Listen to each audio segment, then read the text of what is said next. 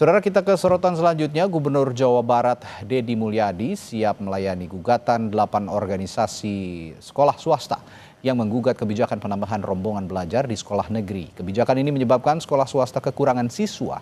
Namun menurut Deddy, kebijakan ini telah membantu ribuan siswa bersekolah gratis.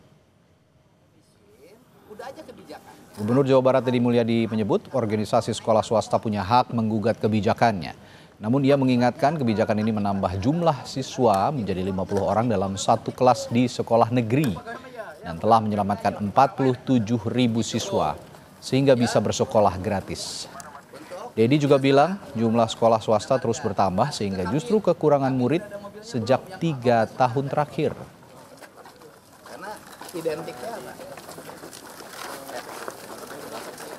Dan di situ ingat loh, yang digugat itu adalah upaya Gubernur Jawa Barat untuk menyelamatkan putus sekolah.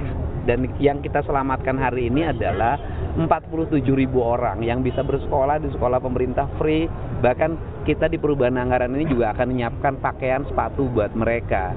Dan kemudian kalau hari ini saya mendapat gugatan, ya nggak ada masalah. Ya kita hadapi, kita hormati gugatan, itu hak setiap warga negara. Tren penerimaan siswa baru di sekolah swasta itu mengalami penurunan dalam 3-4 tahun terakhir. Itu yang pertama. Kemudian yang kedua, sekolah swastanya tumbuh bertambah. Sebelumnya 8 organisasi sekolah swasta menggugat kebijakan Gubernur Jawa Barat Deddy Mulyadi soal penambahan rombongan belajar atau rombel menjadi 50 siswa dalam satu kelas di sekolah negeri. Gugatan diajukan ke Pengadilan Tata Usaha Negara Bandung. Mereka merasa dirugikan karena kebijakan Gubernur Deddy Mulyadi telah membuat sekolah swasta kekurangan siswa. Karena itu mereka meminta PT UN membatalkan kebijakan itu. Biasanya berapa lama Bang kalau pemeriksaannya?